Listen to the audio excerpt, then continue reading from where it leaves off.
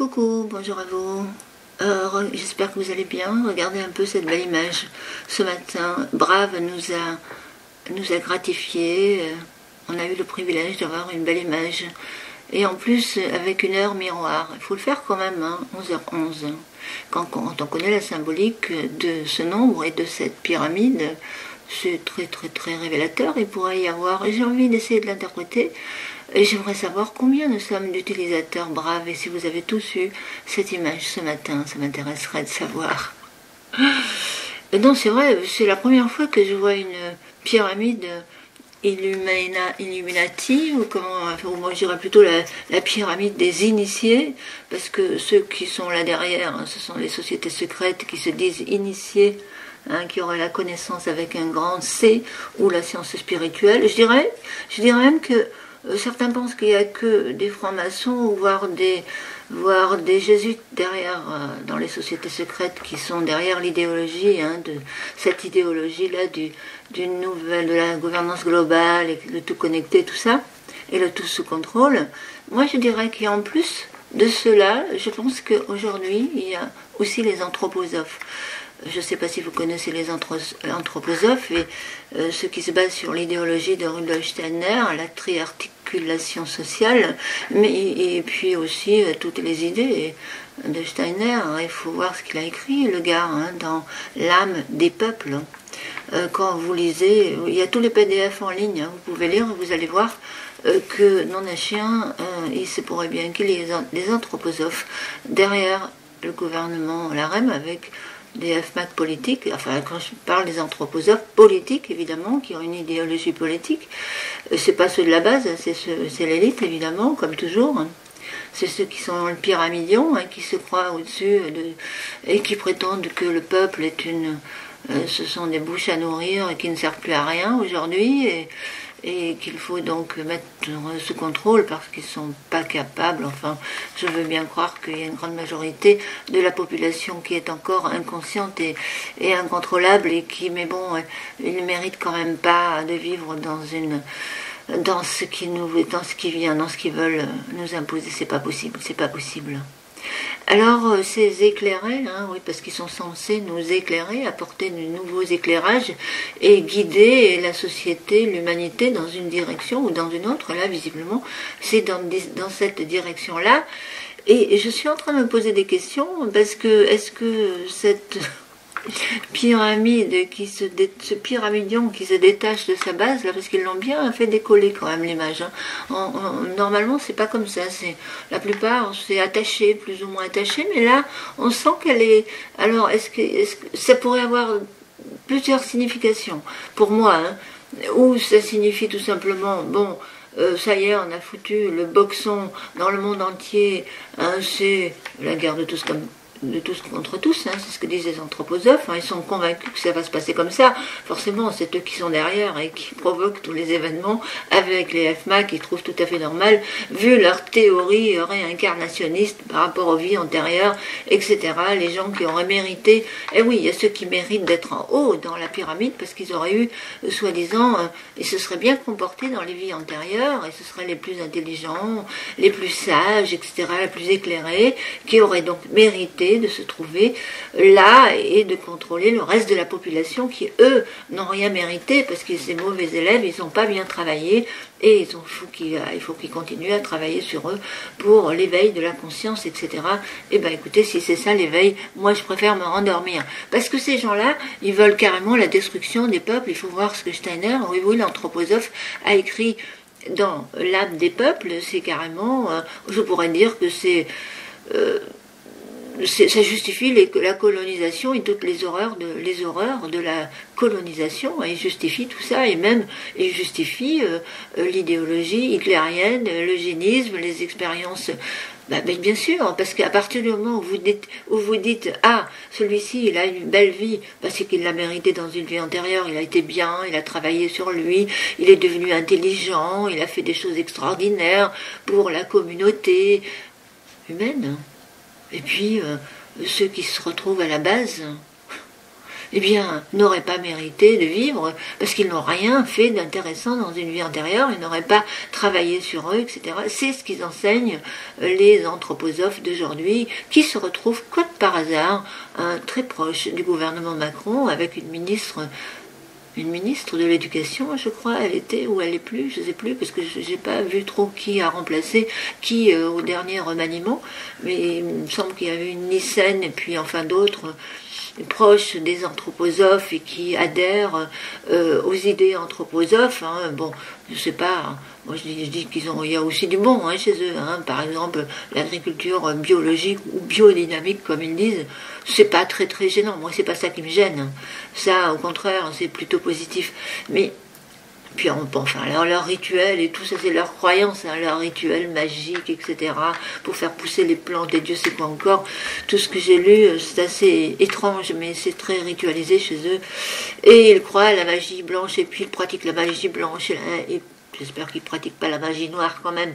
Mais bon, c'est assez étrange tout ça quand même. C'est quand même ça fait quand même très très sectaire. Je dirais que nous sommes gouvernés, oui, par des sociétés secrètes qui sont des sectes, moi j'appelle ça des sectes occultistes ou ésotériques. Ce sont des sectes pour moi qui croient détenir la science infuse, la science spirituelle infuse, pour employer les termes de Rudolf Steiner, qui était proche quand même d'Hitler, mais bon, qui se serait opposé à Hitler à un moment donné, mais qui quand même, dans ses écrits, quand vous lisez, je vous dis, quand vous essayez de télécharger les PDF et faites-les lire par la jolie voix de Denis sur Cortana, et faites le repassage en même temps, et vous allez apprendre, comme je vous ai déjà dit pas mal de choses, c'est ce que je fais pour pas me casser les yeux sur les longs PDF, parce que c'est très intéressant à savoir et comment ça fonctionne, hein, je vous assure. Hein. Et là, on comprend quand même beaucoup de choses, hein, parce que quand vous lisez ce qu'il a écrit, oh là là, les propos qu'il a, là, ce Steiner, sur les sociétés primitives, sur l'Afrique, les Blacks, sur les Indiens, qui étaient des peuples qui devaient disparaître de toute façon, parce que ils étaient en fin de civilisation, ils devaient dégager, c'est la loi karmique, c'est la nature qui veut ça, etc. Donc, il justifie les colons qui ont voulu et puis pourquoi pas aussi le christianisme forcé. Moi je dis qu'il y a du bon dans le christianisme si on applique les vrais principes christiques, mais pas ce qu'ils ont fait les colons cathos pour imposer de force leur idéologie catholique, on va dire. Parce que moi je fais une différence entre ces catholiques-là et les vrais chrétiens qui appliquent les principes évangéliques et bibliques qui sont des bons principes pour la structuration d'une société et pour qu'une société fonctionne. Bien sûr, encore faut-il les connaître et ne pas transformer les propos de Jésus, ceux qu'ils font, hein, ceux qui sont dans les sociétés secrètes.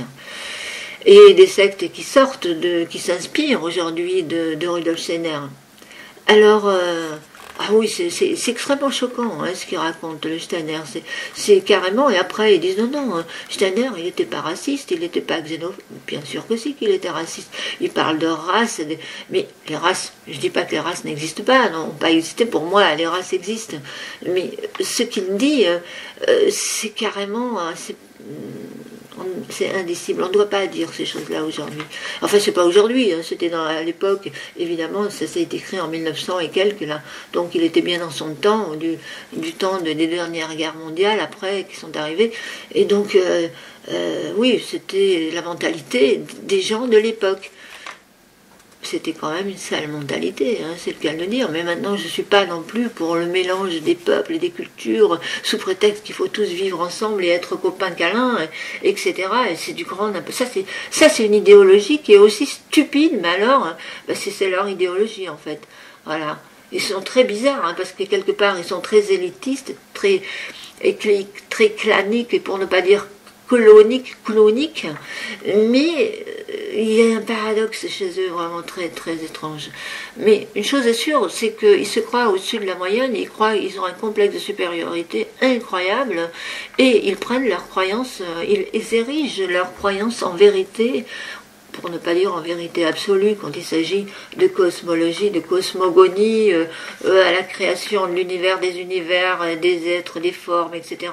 Ils croient tout savoir. Ah oui, ils ont vu, hein, ils ont médité longtemps, et puis ils se sont questionnés beaucoup, ils ont eu des visions dans les mondes astraux, dans les mondes astrales, etc.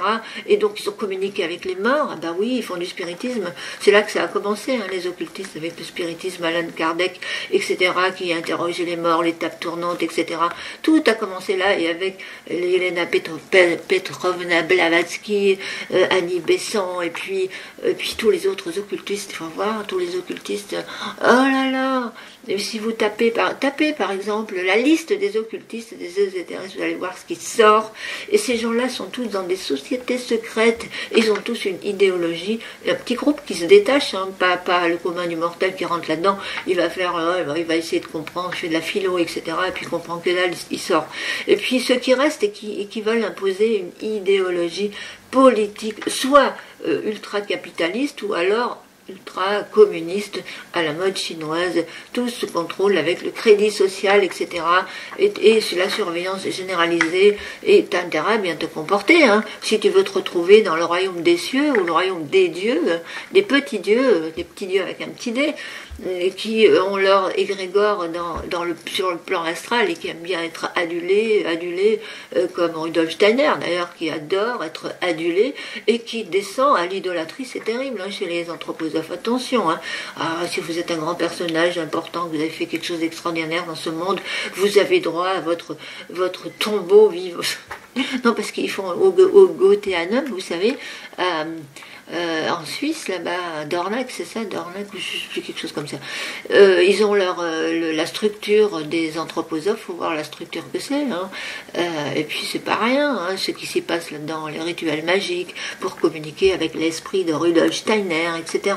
Si on n'appelle pas ça une secte, moi je dis que c'est une secte, point barre, c'est une secte qui aujourd'hui encore ils veulent, hein, Steiner, de là où il est, de l'autre côté, là, il veut encore influencer et insuffler, comme ils disent, hein, impulser, insuffler son idéologie sur Terre, comme tous les FMAC qui sont de l'autre côté, les plus vieux, hein, qui sont morts et qui sont de l'autre côté, qui sont piégés d'ailleurs dans leur ego, sur leur piédestal. Ils sont piégés, ben bien sûr, l'orgueil étant ce qui empêche, quand on connaît, quand on s'intéresse un temps soit peu à la spiritualité, à l'éveil des consciences, on sait que l'humilité, c'est ce qu'il faut acquérir dans un premier temps. Et la sagesse, d'abord, les vrais sages sont humbles. Or, ces gens-là, ils sont pétris d'orgueil, ils ont un ego hypertrophié, et leur connaissance, certains la font payer sous forme de stage, de ceci, de cela, et puis vous allez devoir payer. Ah oui, mais la dernière nouvelle, c'est que j'ai entendu que les morts de l'autre côté, ça c'est Steiner qui le dit, hein, dans ses bouquins, que les morts de l'autre côté sont très en colère parce qu'ils n'ont pas été avertis qu'il y avait une vie après la mort, et que donc ils sont complètement largués de l'autre côté, et qu'ils sont très en colère et qu'ils se vengent. Ah non, je crois même, c'est Steiner peut-être aussi, mais il y en a un qui dit ça, c'est quand il s'appelle le Canadien, là, qui est très orgueilleux aussi d'ailleurs, bon, je ne citerai pas de nom, il y en a trois, ils sont morts tous les trois, oui, il vaut mieux éviter, de toute façon. On a le droit de citer des noms, de critiquer l'idéologie des morts, est-ce qu'on a le droit aujourd'hui? Non, parce que c'est vrai qu'on n'a pas le droit de critiquer les vivants, peut-être qu'on n'a pas le droit de critiquer non plus les 10 philosophes ou les 10 initiés qui stagnent de l'autre côté. Oui, ils stagnent dans leur ego, parce qu'avec un ego hypertrophié comme ça, ils sont coincés à vitam aeternam dans le bas astral. Voilà.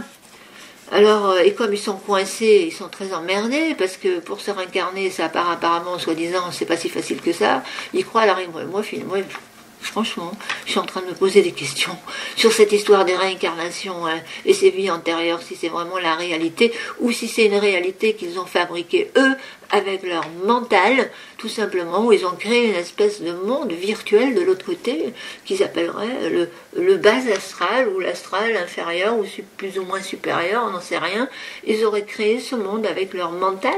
Ben oui, puisque les idées, hein, qui émergent de notre cerveau, les projets, les idées, se retrouvent, soi-disant, dans une sphère, Et puis ces idées-là, eh bien, certains les reprennent ou continuent à vouloir les développer. C'est des idées qui se transforment en projets, en idéologie politique.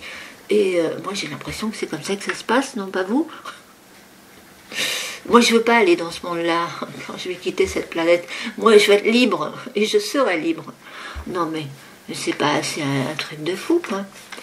Alors, oui, parce que tous ces Steineriens, là, qui sont encore aujourd'hui en train de faire de la propagande sur Internet, à créer leur groupe et leur secte, eh bien, quand vous les entendez, on n'est jamais assez parfait. Hein. Il faudrait, pour être dans leur monde parfait, il faudrait passer son temps, nuit et jour, à travailler sur soi, à éliminer le moindre petit défaut, le moindre trait de caractère qui ne serait pas dans leurs normes. Il faudrait donc éliminer ça. Mais quelle tristesse, vous en voulez, vous, un monde comme ça? Un monde où il n'y aurait que des gens soi-disant parfaits?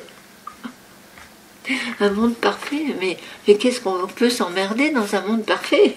Si tout le monde était parfait, tout le monde pensait pareil, parce qu'en réalité, c'est ça, dans leur monde parfait, c'est la pensée unique de Rudolf Steiner ou des sociétés secrètes qui ont décrété qu'il fallait penser comme ça et pas autrement. C'est de ce monde-là que vous voulez. Mais dis donc. Alors, j'espère que ce monde-là ne va jamais arriver. Non, ça, c'est pas possible. Alors, là, hier, c'est Macron qui a fait son speech, là, il a fait son allocution, et comme par hasard, c'était juste la veille du 13, donc la nouvelle lune. Non, c'est pas la nouvelle lune, la pleine lune aujourd'hui. C'est la pleine lune et ça tombe à 13. Vous connaissez la symbolique du nombre 13, hein, tout comme vous connaissez la symbolique du 1, 1, 1, 1. Alors la symbolique du 13, c'est le nouveau cycle qui commence, c'est la fin d'un cycle avec un nouveau cycle chez les anthroposophes, du moins, Franck peut-être aussi, évidemment, chez toutes les sociétés secrètes de toute façon, qui connaissent très bien la symbolique des nombres, et du moins ceux qui s'y intéressent aussi d'ailleurs. Et alors le 1, évidemment, c'est la grande réinitialisation, hein, le nouveau départ, il faut tout foutre en l'air et tout recommencer à zéro. Un ancien monde doit disparaître pour laisser la place au nouveau monde. C'est la bête de l'événement dont parle Emmanuel Macron au Financial Times. Là.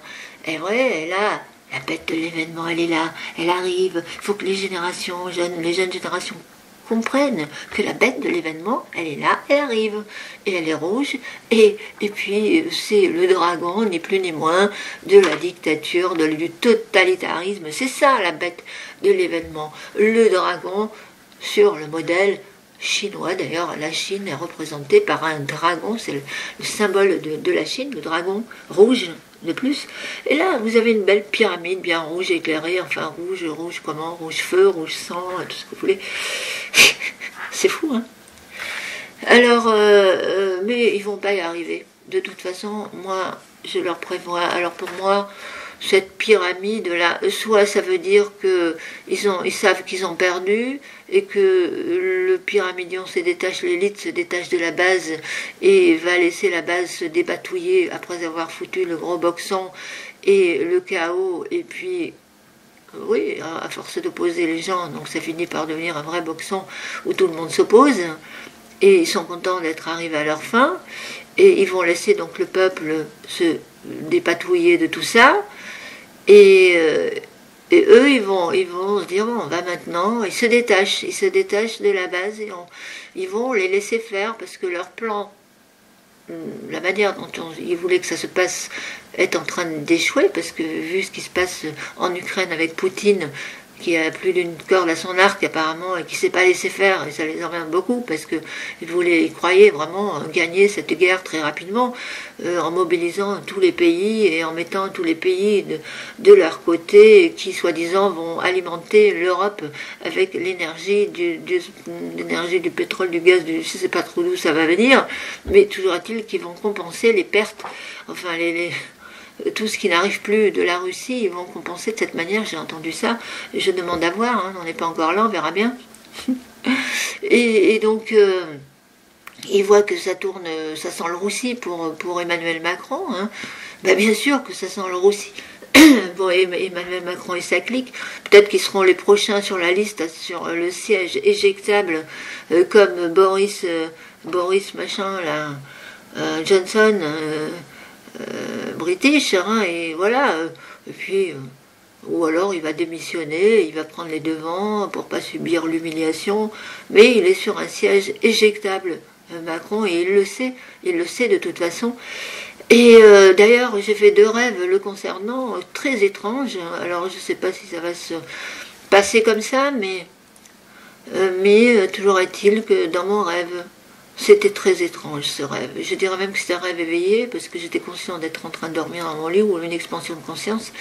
Et je vois là une cérémonie, et ça semble être une cérémonie des Larèmes. Et c'était supposé être un mariage, mais curieusement, ça ressemblait à un enterrement. Ils étaient tous habillés en noir. C'était comme si c'était le deuil de quelqu'un ou d'une idéologie. C'était assez étrange. Et ensuite, j'ai rêvé d'autre chose. J'ai rêvé que Macron prenait la petite porte de l'Élysée par derrière, non, plutôt par... Il est monté plutôt en haut. Là, ils étaient sur une espèce de tour. Je ne sais pas s'il y a une plateforme. Je crois que je l'ai déjà dit dans une vidéo, ce rêve.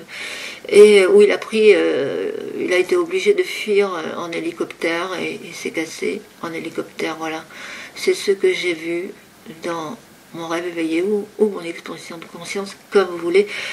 Et je trouve ça très intriguant et je me dis que vu qu'une grande partie de mes rêves se réalisent, beaucoup, la plupart d'ailleurs, se sont réalisés. Quelquefois, ça me fait pas forcément plaisir, parce que quand c'est positif, j'aime bien, mais quand c'est pas très positif, ça, non, c'est pas forcément bien, hein, enfin, moi je m'en passerai, hein, je vous le dis tout de suite, de ces rêves-là.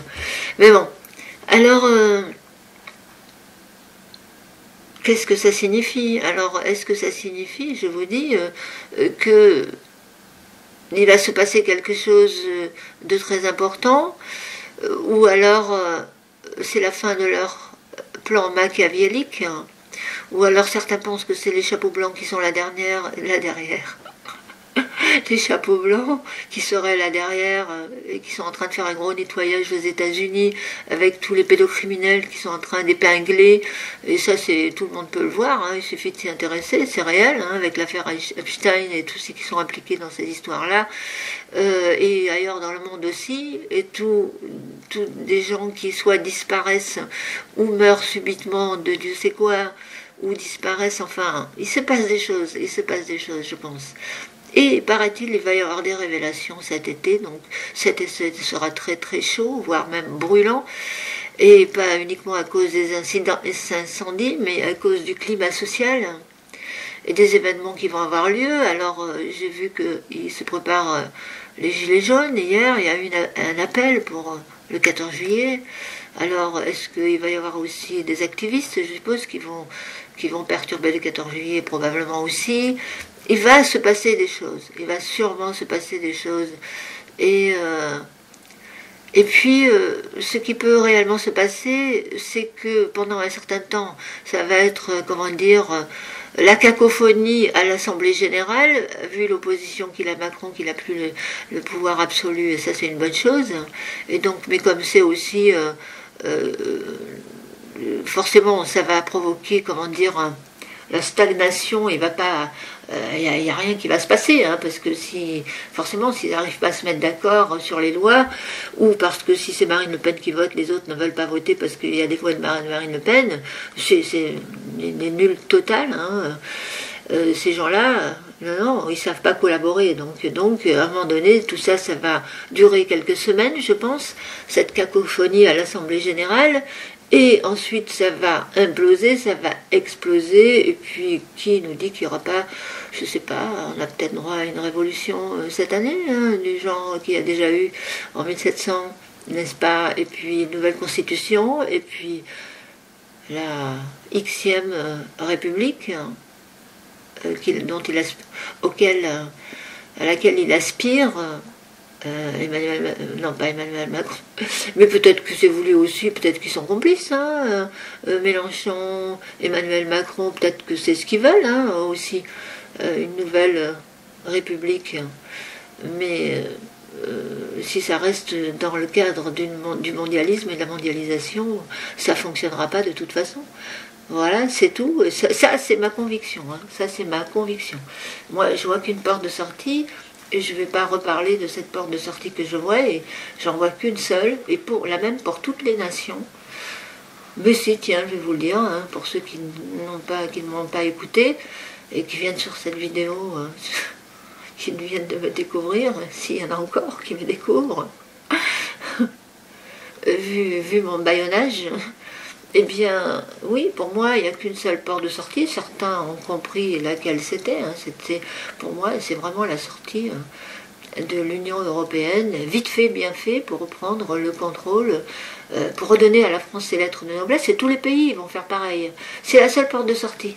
Parce que sinon, ça continuera avec les nouveaux variants et tout ce qui va sortir du chapeau pour maintenir la population dans la peur et pour pouvoir continuer à imposer leur idéologie et avec la peur, quoi. Et la peur, enfin, les mettre tout sous contrôle. Donc ça peut pas coller, ça peut pas. Il faut que ça échoue. Ça va échouer, c'est obligé. Et là, eh bien, tous les pays reprendront le contrôle de leur pays, hein, en redevenant les pays souverains, en reprenant le contrôle sur l'argent, parce que qui détient l'argent détient le pouvoir. On a bien vu ça avec les capitalistes, là, les multimilliardaires et les banques qui détiennent le pouvoir, hein, grâce à l'argent uniquement. Donc, vu que là aussi il va y avoir une chute, peut-être, je ne sais pas, l'argent ne vaudra peut-être plus grand-chose, etc., eh bien, tout ça se tient. Donc, je pense que les pays vont devenir souverains. Ça va mettre peut-être un certain temps pour que ça devienne réalité, mais pour moi, c'est la seule porte de sortie.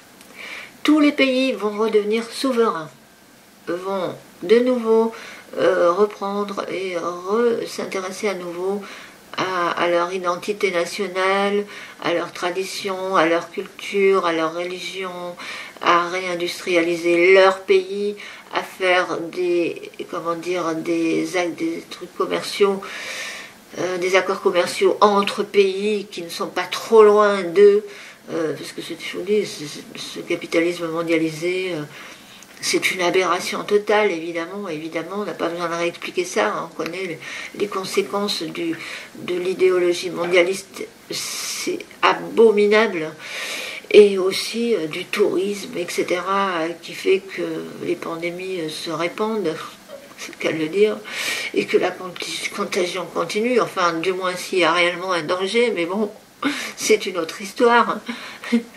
Et donc, non, je vous dis, la seule porte de sortie, c'est ça, ouais, c'est les nations souveraines. Et il faut que les nations restent souveraines pendant longtemps, et qu'ils reprennent du pouvoir et du poil de la bête, et qu'ils redonnent à chaque pays. Chaque pays doit reprendre, je vous dis, le contrôle sur l'argent. C'est le plus important, parce que sans argent, vous ne pouvez rien faire. Hein. Vous ne pouvez rien faire sans argent. Rien. Tandis que là, il suffit de faire marcher la planche à billets, hein, et que ça corresponde cette fois-ci à l'or qu'il y a et l'argent qu'il y a dans les coffres, et que ce ne soit pas de l'argent fictif. Et c'est là qu'on va pouvoir vraiment agir, mais vraiment agir, hein, voilà, poser des vrais actes. Et là, ça sera génial. Et là, vous allez voir, hein, la France renaîtra de ses cendres. Comme un phénix, la France va renaître de ses cendres et tous les pays vont faire pareil. Et ouais, tous les pays vont faire pareil parce qu'il y aura un phénomène de contagion. Voilà. Et ça, c'est mon souhait. J'espère que je verrai ça avant de quitter ce monde. Sur ce, je vous dis merci pour l'écouter, à bientôt, bye bye, ciao, portez-vous bien, faites très attention. Un bon conseil, ne partez pas en vacances, ne prenez pas le TGV, vous risquez d'être coincé sur les rails, ne prenez pas l'avion, vous risquez d'être coincé à la sortie, parce qu'il y aura peut-être un nouveau variant qui aura très très mortel, qui sera là, et qui vous empêchera de sortir des paquebots, des avions, des trains. Non, non, mais c'est pas des blagues. Hein. Vous avez les trains, vous savez les trains qui, avec la canicule, il va y avoir des dilatations des rails. Donc les trains, à un moment donné, vont être bloqués. Il va y avoir des coupures d'électricité. Il va y avoir, bien sûr, tout ça, ça va, c'est obligé. C'est pas être, comment dire, fataliste, défaitiste ou Cassandre, non. Non, non. Ce sont les faits. Ça va. Il faut pas être dans le déni de ces choses-là. Parce que c'est en train, on voit ça tous les ans, ça a déjà commencé, les années dernières. Moi je l'ai vécu, ça, je vous dis, j'ai vécu un truc complètement traumatisant dans un train, dans un TGV. Hein. Si vous montez dans un TGV et que le TGV se bloque sur les rails et que les moteurs s'éteignent, vous n'avez plus de clim. Et là vous commencez à tirer la langue très vite. Hein. Parce que si vous ne pouvez pas sortir, vous avez vu les portes bien bloquées, vous ne pouvez pas les ouvrir, hein, les portes une fois que c'est bloqué, le train arrêté, vous êtes fait comme des rats, comme un rat. Et moi, j'ai vécu ça. Et je peux vous assurer que depuis, j'ai ce traumatisme et je suis devenue claustro. Je n'ose plus monter dans un TGV l'été. Parce que j'ai vu des gens qui étaient en train de sortir leur mouchoir à s'éponger. Ils étaient en train de transpirer à grosses gouttes. Et on ne pouvait pas ouvrir ni la fenêtre, ni les portes. À moins d'avoir un gros marteau et de casser. Ah oui, tiens, bonne idée. Partez en vacances avec un gros marteau dans votre sac, que si ça arrive, vous pétez la vitre et vous sortez de là pour prendre l'oxygène. Mais sinon, vous y restez, je vous assure. Moi, j'ai eu très très peur et il y a des gens qui tombaient dans les pommes. Hein. J'en ai vu une qui tombait dans les pommes et j'ai dit non, ça va être mon tour bientôt et je ne peux plus respirer. Et puis, ça s'est débloqué enfin. Mais imaginez qu'ils n'arrivent pas à débloquer, qu'il se passe des trucs. Eh bien, vous êtes fait comme des rats dans un train comme ça. Dans les bus Macron, c'est pareil. Dans tous les bus, c'est très sophistiqué, technologiquement très... Il faut pas... Moi, je vous dis, prenez... faites ce que vous voulez, hein, évidemment. Moi, je ne monterai pas là-dedans. Hein. Ni dans un avion, parce que c'est pareil. Les avions... Alors, vous allez me dire, oh, on ne peut pas partir en vacances, on ne peut pas avoir une vie normale. Et il y a une vie normale, si vous n'avez pas peur, si vous voulez prendre des risques, allez-y, hein. Mais moi, je vous préviens, simplement, parce ça peut se passer réellement, et quand ça vous arrive à vous, eh bien là, vous commencez à vous dire, j'aurais peut-être mieux fait de rester tranquillement chez moi, parce que chez moi, eh bien, j'ai tout ce qu'il faut, j'ai la mer à côté, j'ai la campagne, j'ai la mer, j'ai tout ce qu'il faut, et... non, c'est vrai, hein, il y a des gens qui vivent dans des endroits quand même assez privilégiés encore, hein, et n'ont pas besoin d'aller à Bab el-Oued pour aller en vacances. Hein, tout ça, c'est du grand snobisme. Et puis, il faut arrêter avec ça. Moi, je crois qu'il faut arrêter, c'est tout. Il faut voir aussi les conséquences désastreuses du tourisme de masse. Hein. C'est catastrophique, hein, mais catastrophique ça aussi. Mais je ne vais pas m'étaler là-dessus. Je l'ai dit et redit, on le dit tous de toute façon. Et ça aussi, c'est une conséquence de l'idéologie mondialiste. Ah là là, mais c'est terrible, terrible. Alors imaginez que vous soyez sur un paquebot en pleine mer et que vous apprenez il y a un nouveau variant XYZ qui est sorti, qui est mortel, etc. Que vous ne pouvez plus sortir et que vous allez rester coincé sur votre paquebot pendant je ne sais pas combien de temps. Oh là là, quelle horreur. Bon, enfin bref. Faites ce que vous voulez. Moi, je vous donne un bon conseil. Restez chez vous, tranquille, en famille.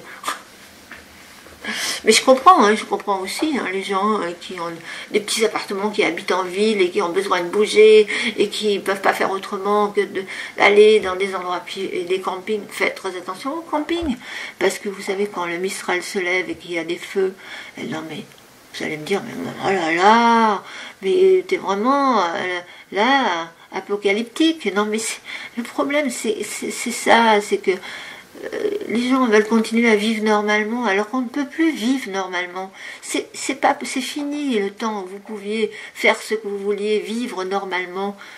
C'est fini ce temps-là. C'est fini. Voilà.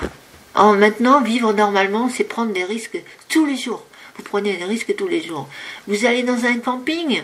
Ah bah ça, si vous avez envie d'aventure, il n'y a pas de souci, allez-y. Hein, si vous aimez l'aventure et les trucs, vous vous retrouvez coincé dans un incendie, dans un camping, ou je sais pas, moi, des inondations violentes, parce qu'il peut y avoir aussi, vous savez, le temps est tellement détraqué que après la canicule, il peut y avoir des grosses inondations, on n'en sait rien du tout.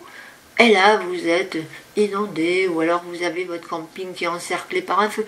Moi, j'ai vécu, tout ça j'ai vécu, pas dans les campings, mais j'ai vécu en Corse, le temps où j'étais jeune, et notre village était entouré de flammes. Et là, c'est pareil.